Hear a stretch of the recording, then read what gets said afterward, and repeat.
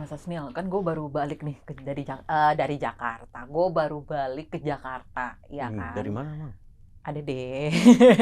Gue habis keliling pokoknya, ya Oke. kan? Nah, gue ngerasa kayaknya Jakarta belakangan makin sumpek, asli makin sumpek banget, Mhm. macet. Macet ya? Kalau polusi nggak usah ditanya. Itu kan Mhm. kemarin udah rame banget ya masalah polusi, panas, belum. Ya ini udah ada hujan, tapi kan hujannya belum yang hujan deres banget Mhm. gitu kan. Hawanya tuh masih nggak enak gitu loh. Terus kayaknya makin, aduh kayak kesini jadi males kesini, jadi mager karena berasa rame di mana-mana Mhm. kayak gitu loh. Ini sebenarnya kenapa gitu? Apakah cuma karena cuaca doang, Mhm. ataukah memang karena ini juga salah kita sebagai human ya kayak gitu, atau apa gitu? Benerkah global warming, pemanasan atau Ya. apa gitu? Pertama apa yang dilihat ketika di luar? Di yang pasti macet ya, Macet, macet. macet pasti ada kendaraan bermotor ya. Betul, iya kan? Ada kendaraan bermotor, aktivitas yang banyak dilakukan di luar Bener gitu. bener.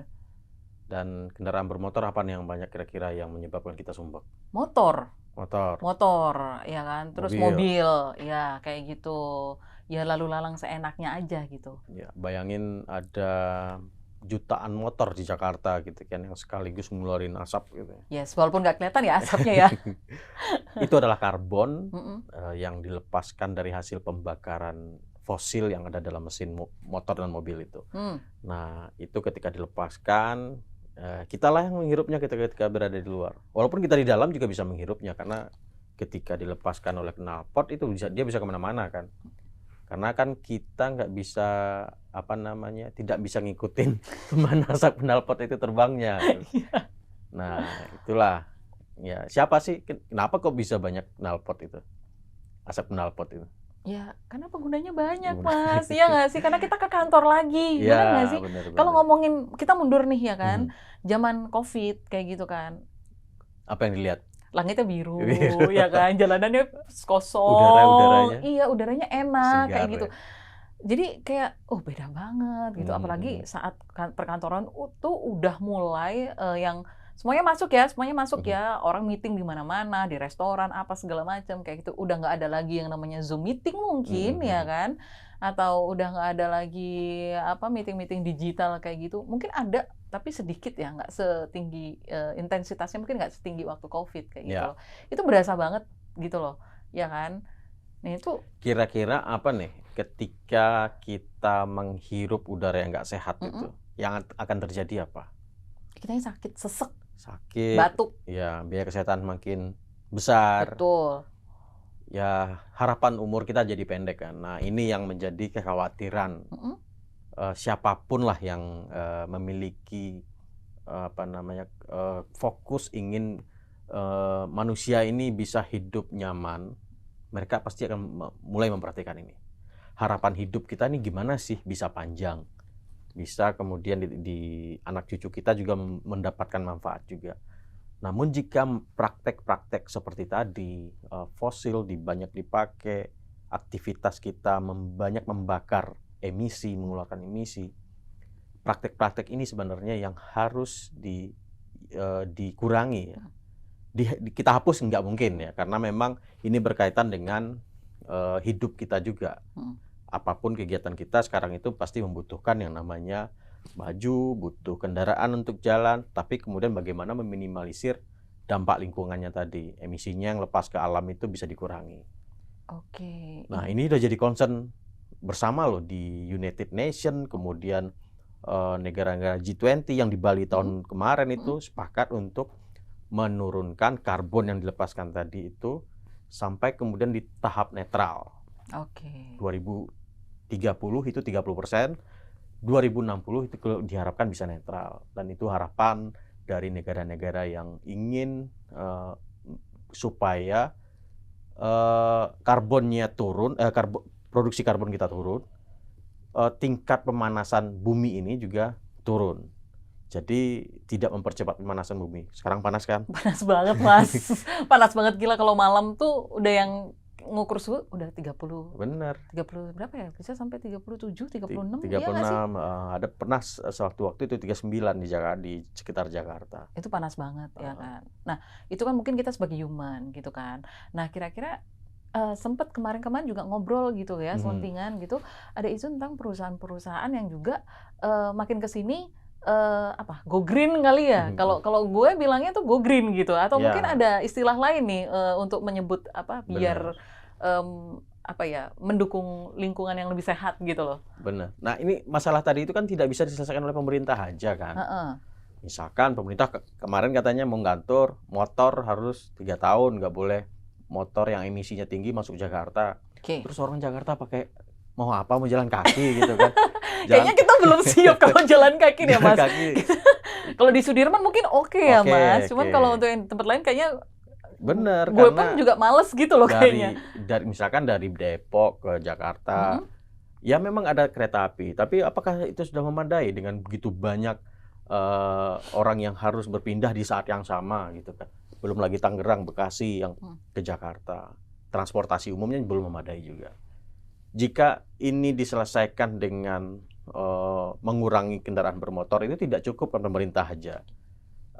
Harus ada peran dari pihak swastanya tadi. Hmm. Bagaimana kemudian mereka mulai mereduce karbonnya, mereduce gimana sih membuat teknologi transportasi itu bisa turun gitu kan. Eh, Konsumsi BBM kendaraannya bisa turun atau kendaraan listrik. Itu bagian dari solusi-solusi yang bisa dilakukan oleh swasta juga gitu kan. Hmm. Pemerintah tentu nggak punya apa ya kemampuan untuk memproduksi eh, kendaraan listrik. Itu pasti dimiliki oleh perusahaan yang memiliki proyeksi bisnis. Nah, ini keterlibatan dari pihak perusahaan. Nah, ini yang disebut dengan bisnis yang berkelanjutan. Kalau bahasa apa namanya orang-orang yang ingin beraktivitas ekonomi, tapi dia sustain dan ingin berbuat baik untuk lingkungan. Gitu. Mulailah mereka menurunkan. Kalau di industri otomotif itu mulai menciptakan kendaraan hybrid, kemudian kendaraan full listrik misalkan. Nah, itu bagian dari itu.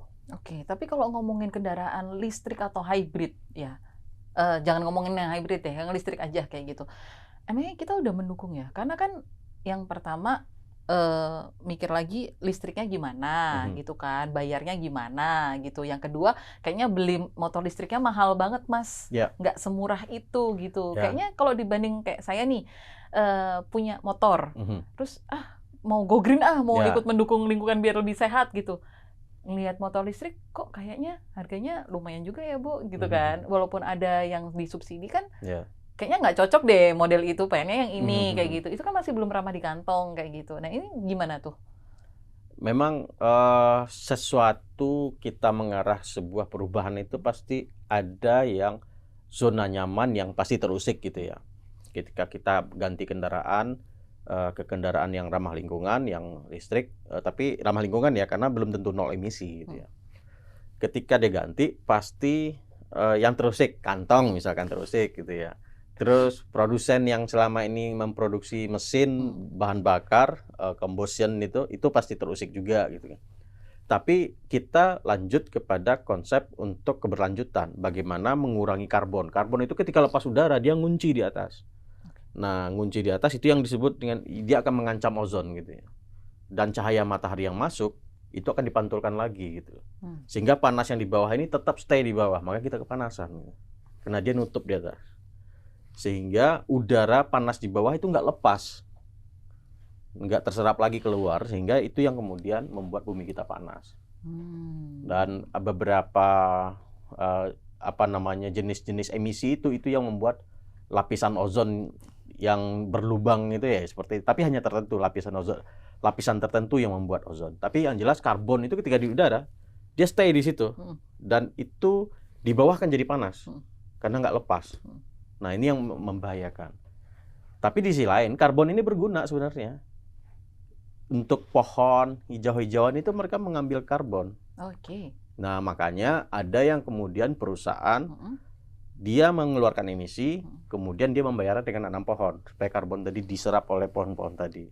Oke, ini menarik nih kayaknya. Makanya ada perdagangan karbon. Ya, ini tuh salah satu contohnya. Oh, contohnya siapa sih, Mas? Boleh nggak sih di-spill gitu? Ada ya, tapi di Indonesia perusahaan itu? Ada yang sudah melakukan perdagangan karbon itu kan perusahaan salah satunya Panas Bumi. Energi panas bumi, dia kemudian memproduksi listrik yang ramah lingkungan gitu ya. Walaupun ramah lingkungannya debatable tapi berisiko ya. Karena dia mengbor patahan bumi, itu risikonya ada, tetapi energinya tidak membakar batu bara. Sehingga kalau batu bara dibakar pasti ada emisi keluar kan. Dia enggak. Nah, emisi itu bisa di efisiensi produksi karbon yang karena dia misalkan batu bara melepas emisi karbon 1000 ton misalkan. Dengan panas bumi dia hanya produksi emisi katakanlah 30 gitu ya. Nah, ada rentang produksi karbon yang panjang di situ, yang jauh. Nah, ini bisa dijual oleh mereka ke perusahaan karbon tadi. Tapi kita nggak bahas ini kan? Nggak bahas ini. Nggak bahas ini. Kita balik lagi ya kan, ngomongin masalah apa sebenarnya? Sustainability. Atau... Nah, itu intinya pemerintah nggak bisa ngatur orang sendiri saja. Dia nggak bisa sendirian. Untuk memaksa, Tri, kamu harus pakai motor listrik. Duitnya dari mana? Ngecasnya dari mana? Bener. Nah, harus ada keterlibatan swasta. Nah, swasta terus punya concern untuk memproduksi kendaraan listrik murah, terjangkau, dan operasional murah. Gitu. Kedua, ada perbankan yang mau membiayai, nyicil gitu. Karena kalau nggak, ya tadi solusi mahal tadi kan dicicil, kita harus nyicil gitu kan, supaya kemudian ini terjangkau jadinya.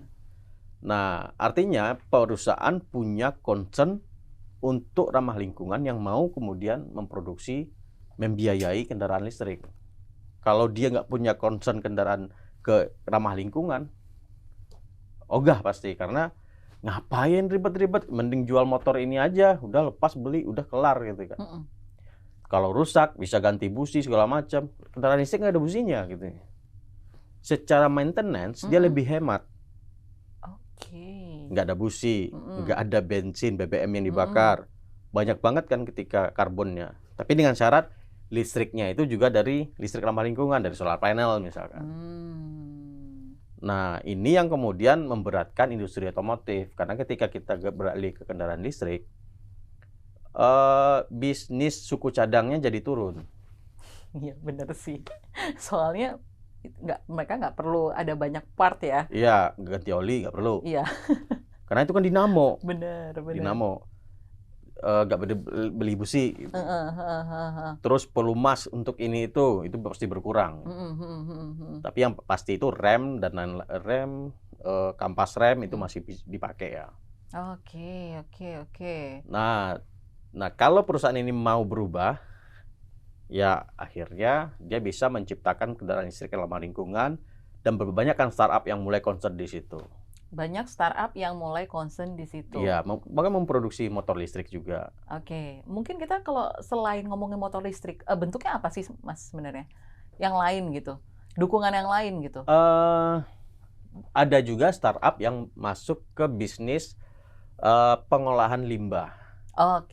Pengolahan, pemilahan, pengangkutan, banyak loh itu bisnisnya. Misalkan kalau kita tahu sekarang itu ada startup yang mengembangkan bisnisnya hanya untuk jasa pengangkutan sampah yang sudah terpilah gitu ya. Dan diantarkan ke bank sampah gitu. Nah, ini ada juga startup seperti ini. Ada juga startup yang melayani event-event lingkungan yang ramah lingkungan. Coldplay mau konser kan? Sini, nah, betul. Itu banyak banget green job yang berkembang gara-gara dia. Pertama, dia terbang, dia pakai aftur yang ramah lingkungan. Afturnya itu bukan fosil, sebagian fosil, tapi dicampur dengan yang ramah lingkungan. Dia pakai jasa. Nah, ada lagi jasa nih, jasa konsultan lingkungan yang menghitung berapa sih karbon yang kita keluarkan per hari atau dikeluarkan perusahaan per hari. Nah, itu juga jasanya berkembang. Kemudian di musik konsernya, mereka juga pakai jasa I.O. yang paham dengan efisiensi efisiensi energi ketika konser. Jadi dia bikin konser yang memakai listriknya yang diambil dari surya, dari matahari. Nah, Coldplay salah satu yang concern di situ. Bahkan dia memakai lampunya itu LED yang itu tidak konsumsi wattnya rendah. Oke. Sampah juga demikian, mereka mengelola sampah itu jika di lokasi ada sampah itu juga dikelola. Sampai kemudian mereka menghitung berapa sih ketika dia berangkat dari kampungnya, di mana sih kampungnya si itu? Mana? London ya. Mana ya? Coldplay mana? Mana? Taruhlah kampungnya dari Gunung Kidul gitu ya. Dari Gunung Kidul dia berangkat ke Jakarta, dihitung tuh kira-kira berapa sih karbon yang dikeluarin. Setelah itu dibayar sama dia, apakah bayarnya itu dengan nanam pohon, berbuat sesuatu yang bisa mereduce karbon tadi. Nah, aktivitas-aktivitas yang terkait ini disebut dengan green job ya. Bisnis ataupun profesi, kegiatan, jasa yang bergerak di lingkungan. Itu kini sudah mulai berkembang. Itu kalau kan ngomongin startup tadi ya. Kalau untuk ngomongin perusahaan-perusahaan yang sudah sustain atau perusahaan-perusahaan yang lama, sebenarnya ada nggak sih Mas? Ada dong. Yang juga mendukung itu keberlanjutan itu tadi ya gitu. Nah, ini kita flashback sedikit ya di sekitar 90-an itu PBB kumpul. Kenapa kok bumi makin panas gitu. Betul. Akhirnya wah, karbon tadi. Ternyata karbon siapa yang produksi? Perusahaan batu bara, perusahaan minyak. Bayangin minyak yang diambil di dalam bumi, dibakar untuk menyalakan PLN. Kita juga yang pakai gitu kan, listrik. Dan paling banyak yang pakai adalah pasti industri, perusahaan-perusahaan tadi. Nah, berkembang, kemudian beberapa negara maju diminta untuk menurunkan produksi karbonnya. Perjanjian Paris kalau nggak salah. Nah, ternyata nggak juga terkendali. Sampai kemudian mereka kembali memperbarui perjanjian itu, semua harus terlibat. Tanpa pandang bulu, perusahaan, negara harus menurunkan karbon itu. Nah, akhirnya lahirlah komitmen yang di COP27, saya lupa, COP27 ya. Akhirnya lahir komitmen bersama, 2022 kemarin, terutama di G20 disepakati Indonesia mendeklar menurunkan karbonnya. Nah, artinya tidak hanya Indonesia, pelaku usahanya juga gitu. Nah, untuk menurunkan karbon dari katakanlah sekarang kita produksi karbon 100, kita harus nurunin jadi 70. Karena tahun 2030 diturunin 30%, artinya tinggal 70. Nah, itu berlaku juga perusahaan. Nah, kenapa perusahaan mulai juga ikut ke situ? Itu pertanyaannya. Kenapa perusahaan mulai mau beranjak dari menggunakan energi kotor ke energi bersih gitu ya. Mau menanam pohon, kenapa gitu. Kenapa? Ya kenapa? Nah, itu pertanyaannya. Oke. Gue pikir aku akan mendapatkan jawaban dari lo itu. Oh iya, kenapa saya gitu. jawab ya. Nah, negara maju udah sadar kan? Kita sadar nggak? Saya nggak komen deh. Ada yang sadar ada nggak? Ya. Nah, negara maju, Eropa, Amerika mulai menyadari ini. Karena mereka terdampak gitu ya. Kalau kita di negeri tropis masih tidak merasakan 0 derajat yang di bawah 0 minus itu nggak merasakan. Mereka merasakan panas yang berlebih, mereka merasakan, mereka yang terdampak. Akhirnya mereka kemudian bersepakat, pelaku usahanya juga, untuk mencari bisnis-bisnis yang mereka danai, investasikan. Mereka menginvestasikan uangnya pada bisnis-bisnis yang memiliki kesadaran untuk beranjak untuk memikirkan keberlanjutan ini. Kemudian dana mereka mulai ditarik tuh. Makanya mereka nggak mau lagi danain bikin PLTU dari batu bara gitu. Mereka nggak mau lagi.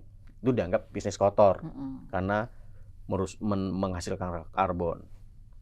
Nah, lahirlah banyak inisiatif sampai kemudian mereka ada muncul terminologi soal ESG, Environmental Social Governance.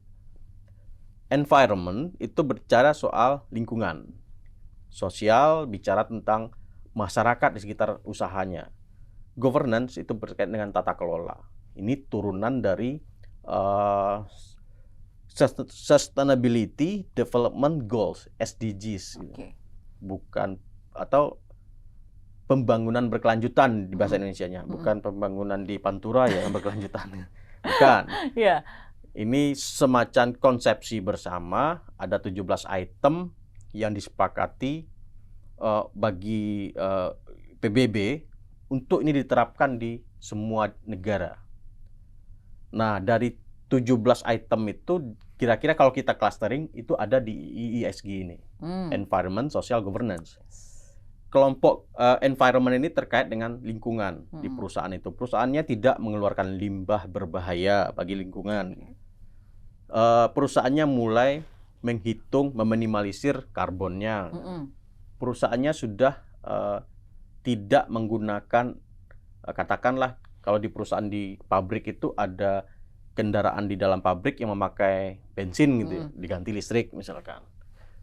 Terus pabriknya dikasih solar panel gitu. Itu bagian dari praktik baik dalam environment ini.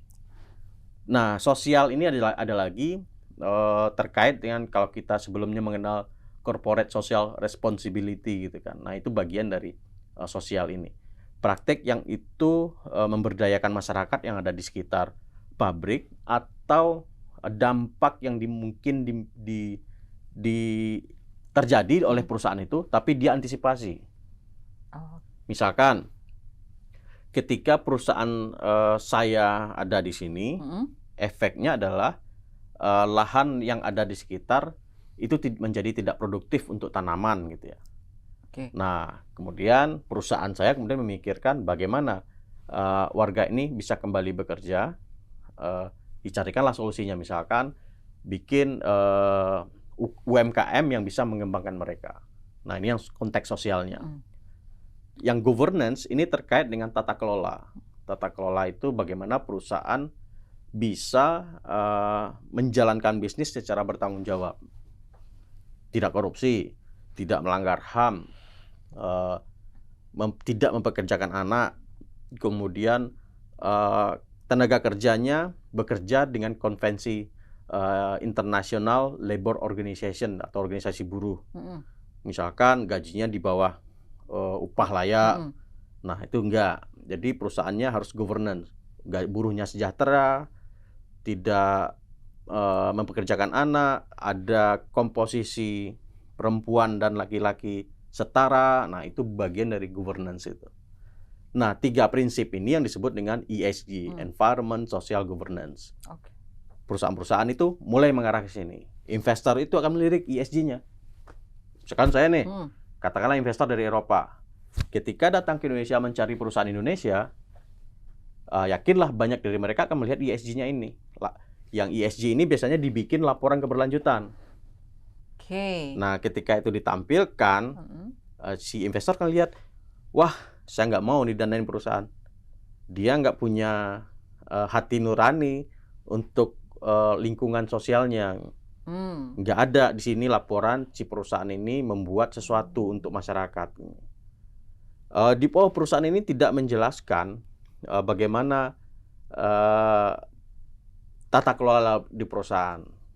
Nah, itu terlihat di laporan ESG-nya. Laporan ESG-nya itu disebut dengan laporan keberlanjutan. Setahun sekali dibikin. Nah, investor, wah, ESG-nya bagus. Masuk ke situ akhirnya. Saya naruh duit. Kenapa investor mau naruh duit di situ?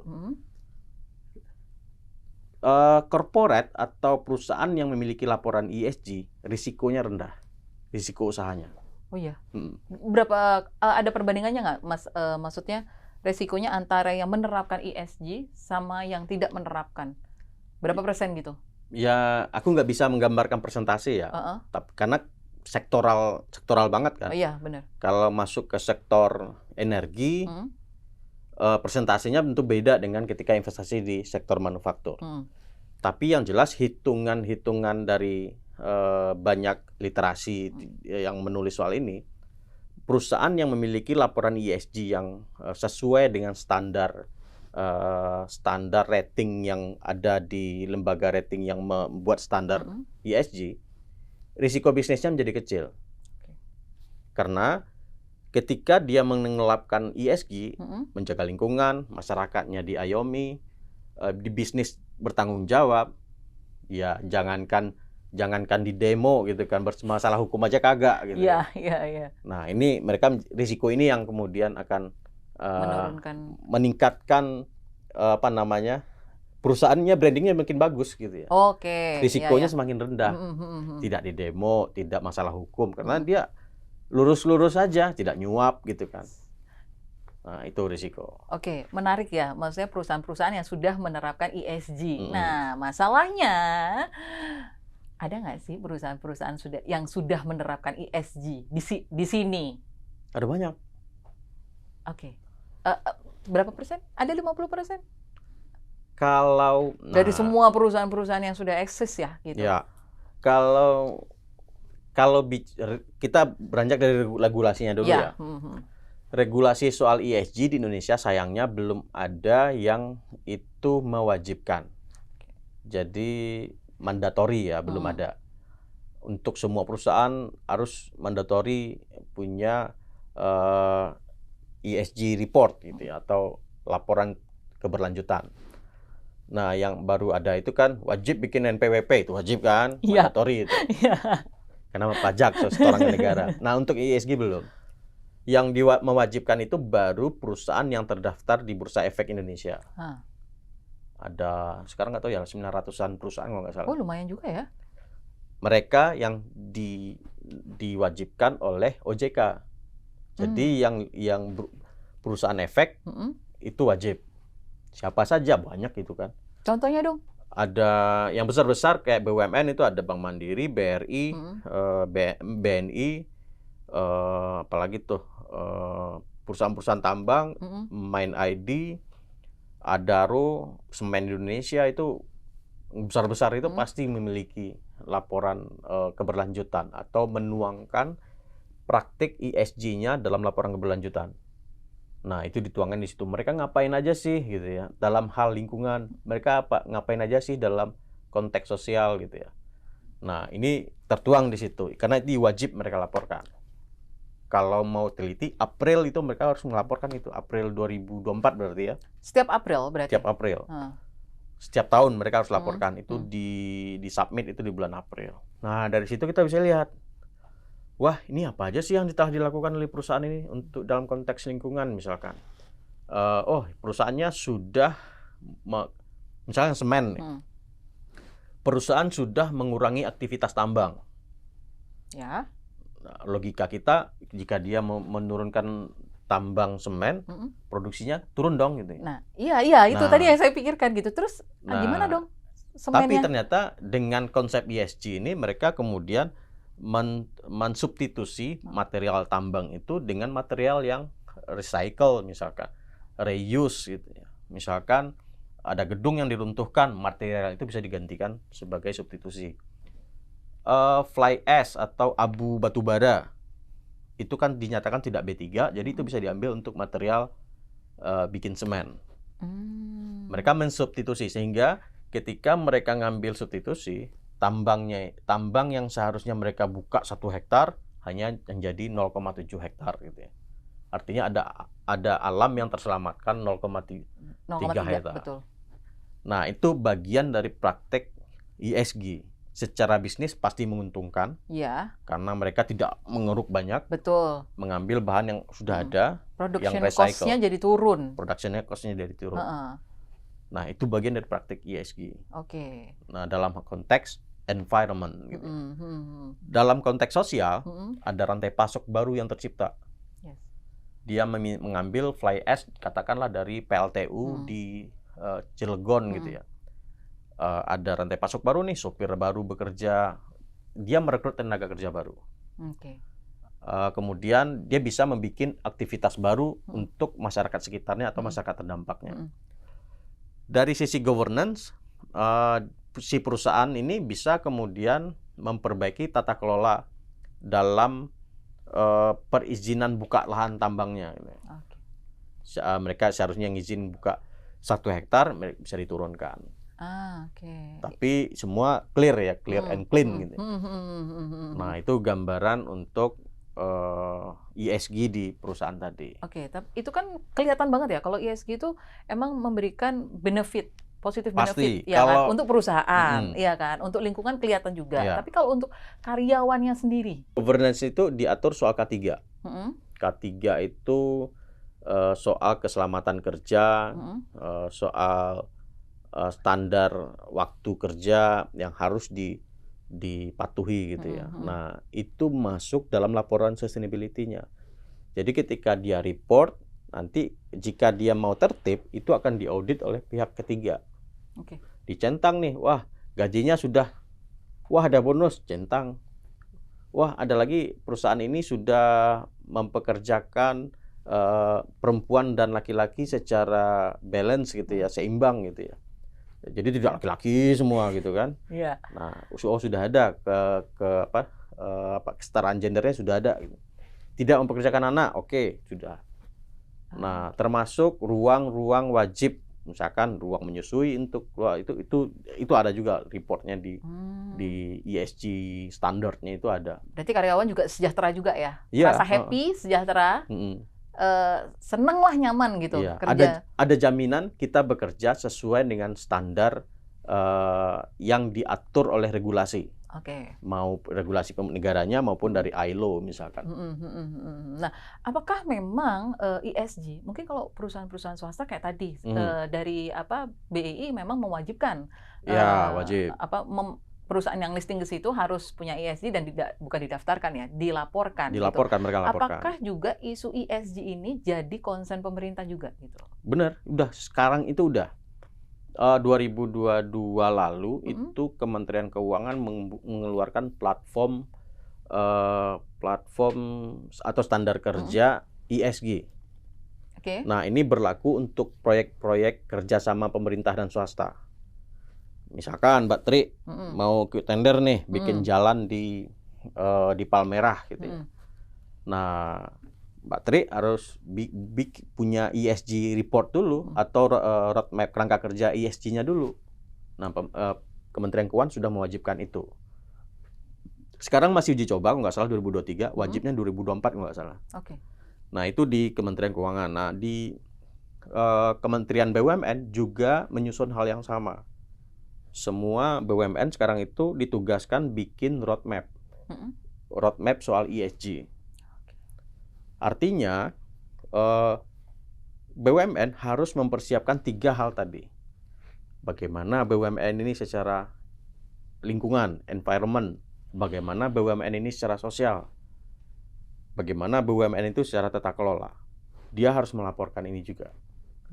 Nah, yang namanya laporan keberlanjutan tadi. Terus, di luar BUMN, di luar perusahaan yang ada di BI, ada nggak perusahaan yang di luar itu yang juga bikin laporan keberlanjutan? Ada. Contoh. Kenapa? Mungkin biar tadi balik lagi, biar dapat investor. Nah, itu ya kan? iya. Nah, cuman sekarang gini, oke, dari tadi ngomongin perusahaan gitu. Apakah ini memang masih di taraf itu sih Mas, atau bakal nanti UKM lah, jangan ngomong UMKM ya, UKM lah. Ini akan sebaiknya juga ke arah ke situ, ataukah memang udah deh sampai sini aja dulu, ini nanti gitu. Gimana? Kalau aku ngelihat ada tren arah ke situ, karena startup pun sudah mulai arah ke situ. Bahkan ada satu startup yang kemudian juga mempersiapkan laporan sustainability-nya, mempersiapkan laporan ESG mereka. Loh, saya tanya waktu itu, loh kenapa Anda bikin ini? Kan Anda bukan wajib seperti perusahaan di Bursa Efek. Pertama, memang ini tanggung jawab kami, gitu. Artinya memang itu komitmen dari para foundernya, gitu. Dan itu rata-rata generasi milenial kesini gitu kan. Generasi milenial, generasi Z, satu lagi Alpha ya. Itu udah mulai concern dengan hal-hal itu. Beda mungkin generasi sebelum saya. Yang lebih tua ya. Iya, saya Z ya. Milenial, atasnya milenial apa sih? Atasnya milenial Z ya? Baby boomers bukan. Baby boomers. Masih milenial. Milenial dong. Oke. Nah, mereka udah mulai concern di situ gitu. Karena generasi Z, Y itu udah kelihatan. Mereka memang udah concern di isu itu. Dan itu terlihat beberapa startup berdiri mulai hadir di situ. Ada juga kemudian skema startup itu kemudian karena mereka concern di situ, mereka dengan mudah dapatin funding gitu ya, pendanaan hibah ataupun model pendanaan lain gitu, karena mereka memiliki laporan keberlanjutan yang bisa dipertanggungjawabkan gitu. Nah itu membuat akses pendanaan mereka mudah gitu. Berarti ada jalan ya? Ada jalan Ada di situ. jalan di situ. Oke, menarik. Mas, nah ngomongin ESG, ya kan? Saya dengar-dengar dari teman-teman tim kontan gitu, katanya kita mau bikin event manifest dengan tema ESG gitu. Nah, manifest itu apa sih? Ini kayaknya bukan acara yang pertama kan? Ini udah acara kedua. Tapi mungkin boleh dijelasin lagi gitu, mungkin buat teman-teman yang belum tahu gitu. Apa sih manifest itu gitu? Manifest ya, cuan ya. Oh ya. Festival itu kan manifest artinya kontan berusaha mencoba menerjemahkan festival itu semacam memperagakan lah, memperlihatkan ya, mengumumkan, melihatkan kepada publik ini loh peluang cuan gitu ya. Itulah kira-kira bahasa simpelnya untuk manifest gitu. Nah, sekarang ini kita coba mengangkat soal peluang publik siapapun, tidak hanya mulai dari pelajar sampai mahasiswa, pengusaha, politisi ataupun pekerja, itu bisa memanfaatkan peluang mendapatkan cuan ini. Dan kami di Kontan melihat ruangnya itu ada di ekonomi yang berkelanjutan, bisnis yang berkelanjutan. Kita tahu ranah-ranah bisnis yang mulai memperhatikan praktek-praktek baik dalam ekonomi itu kini dilirik. Tidak hanya dilirik oleh investor, tidak hanya dilirik oleh pemerintah, tetapi juga dilirik oleh konsumen. Nah, contoh kecil sekarang itu kan orang-orang mulai aware membeli kendaraan listrik karena pertama soal efisiensi, kedua soal lingkungan. Karena lingkungan aja ternyata nggak cukup, harus ada efisiensinya tadi. Tadi kita bahas di ESG. ESG itu juga menguntungkan. Nah, dari situlah kita melihat ini loh ruang baru, kita generasi hijau harus melakukan sesuatu yang hijau yang menguntungkan. Lantas peluangnya di mana? Nah, disinilah di manifest lah kita mencoba mendiskusikan itu, membuka wacana semua orang bahwasanya perilaku kita dalam berbisnis berekonomi itu tidak jangan dinegasikan itu merusak lingkungan, tapi juga justru sebaliknya produktif bagi lingkungan. Karena untuk simpelnya aja, kalau sekarang kita nanam pohon tetap pakai duit kan. Betul. Nah, artinya kalau kita mau berperilaku untuk memperbaiki lingkungan, uang itu penting, cuan itu penting. Nah, cuan ini bagaimana kita manfaatkan untuk lingkungan yang lebih baik, bisnis yang bertanggung jawab, dan bisnis yang lestari.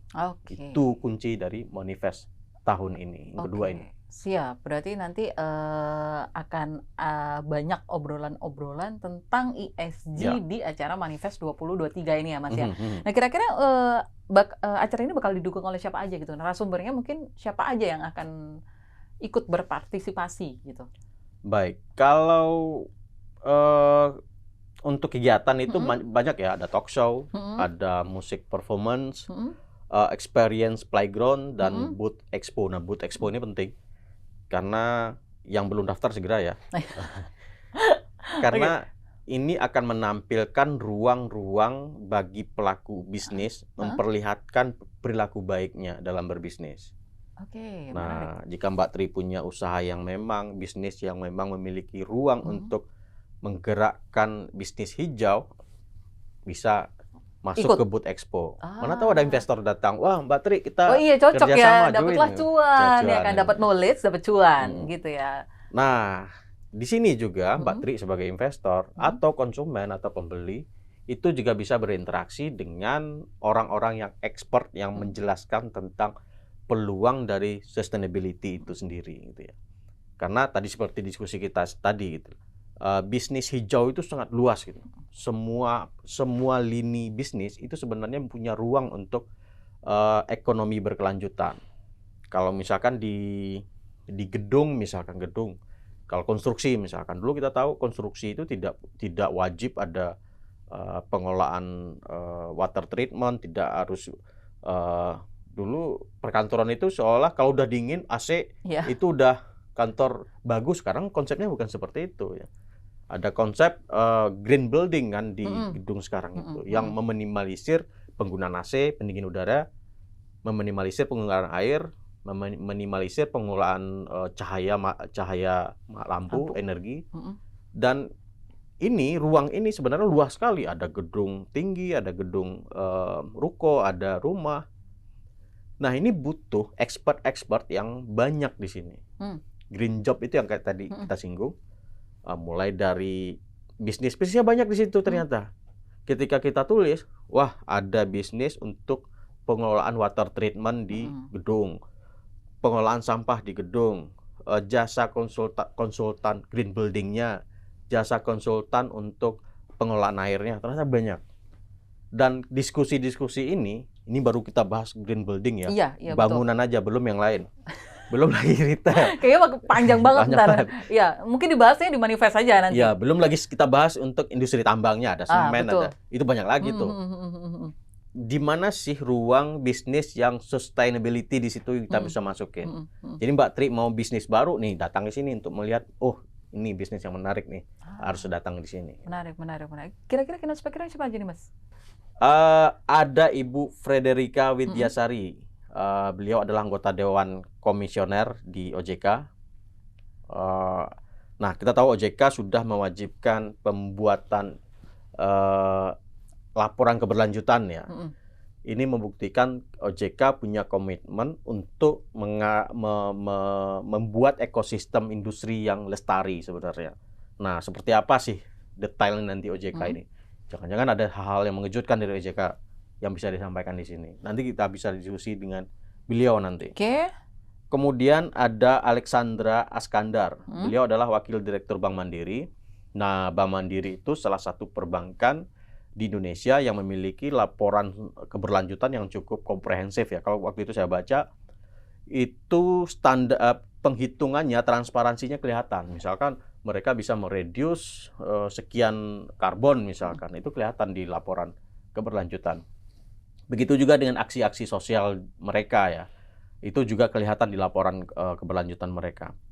Kemudian ada juga Jeffrey Hendrick, Direktur Pengembangan Bursa Efek Indonesia. Nah, pengembangan apa yang dipersiapkan BI untuk industri ataupun emiten yang mengembangkan ESG ini, yang menerapkan ESG ini, kita bisa mengeksplorasi di situ. Nah, kemudian ada Gita Syahrani, dia Ketua Dewan Pengurus Koalisi Ekonomi Membumi. Nah, Gita ini salah satu sustainability expert yang dimiliki Indonesia. Dia banyak datang ke daerah, mengorganisir daerah-daerah di kabupaten untuk mengusung mereka mengembangkan daerah dengan konsep keberlanjutan. Nah, ini orang-orang seperti ini sulit sekali dicari di Indonesia karena dia bisa mengorganisir kabupaten itu gitu. Ya. Dan mempersiapkan mereka, ayo dong kita mempersiapkan daerah yang memiliki bisnis ataupun aktivitas yang sustain gitu. Selanjutnya ada Adam Abednego, Marlo Ernesto, serta Hifzi Hoyer, stand-up comedian itu ya. Ya, itu saya tahu itu ya kan. Ya. Nah, selain itu ada Keljo dan Dikta atau Pradikta Wicaksono. Iya, ternyata nggak cuma ngomongin masalah ESG doang, tapi juga ada hiburan dan banyak aktivitas ya. Benar. Di Manifest 2023 ini nanti ya. Benar. Nah, cuman kita udah ngomongin masalah temanya apa, siapa aja yang jadi keynote speaker. Ini kapan nih Mas manifestnya, acaranya gitu? Ini kita akan menggelarnya di bulan November ini, 10 November, berlokasi di M Block Space di Kebayoran Baru, jantungnya Jakarta ya, nggak berapa jauh lah dari SCBD. Tempat anak-anak muda masa kini deh kayaknya. Untuk kongkow, melepas lelah, mau diskusi, di sana ruangnya. Nah, di sana kita mulai dari jam 1 Mm-mm. siang sampai selesainya. Gitu. Oke, kayak menarik ya. Tanggal 10, oke, jangan lupa 10 tanggal 10. November. Ya, ini tadi saya baru dapat kabar dari teman-teman panitia di Kontan, kalau mau ikut acara ini, itu bisa daftar di daftar secara online ya. Ya, Di mana nih ya? Bit, bit.ly mm-mm, garing mm-mm, garing itu apa? garing Garis ya. miring manifest 2023. Atau juga bisa follow di IG bisa follow juga di IG @kontannews gitu. Oke, ini kayaknya menarik banget acara ini. Jadi Benar. jangan sampai ketinggalan. Terutama bagi youth ya. Mm-mm, Saya masih youth ya. Karena ini ruang Anda mm-mm, untuk bisa mendapatkan informasi, mm-mm. pengalaman terkait dengan sustainability yang cuan gitu ya. Kadang ada yang bilang sustainability itu nggak menghasilkan, siapa bilang gitu kan. Tadi saya belum sempat menceritakan tren investor global itu di bisnis keberlanjutan itu naik terus gitu ya. Wah, menarik. Nah, Makin menarik nih ya kayaknya. jadi mereka itu naruh uang di perusahaan-perusahaan yang memiliki laporan sustainability yang baik gitu. Begitu juga di saham-saham kalau kita mau di saham-saham. Saham-saham yang memiliki performa laporan sustainability yang jeblok, investornya engkang gitu. Nah, kalau teman-teman di bursa itu sudah bisa mengamati itu. Apalagi lembaga ratingnya melakukan memberikan rate yang menurunkan rate-nya ketika melihat laporan sustainability-nya. Investor yang concern di isu lingkungan akan cabut gitu. Nah, itu juga makanya ini ruang bagi siapapun untuk belajar bahwasannya keberlanjutan itu adalah masa depan ekonomi dunia termasuk Indonesia. Oke, kalau kayak gitu buruan daftar karena ini saya dengar kuotanya terbatas. Benar ya panitia ya? Kuotanya terbatas, jadi buruan aja gitu. Dan kita ketemu di Manifest 2023 10 November 2023. 2023. 2024 nanti selanjutnya kita persiapkan. Betul. Oke, terima kasih Mas Hasnil waktunya. Sama-sama. Dan semoga kita bisa ketemu lagi di tahun depan ya. Di acara Manifest dengan tema yang lain. Terima kasih.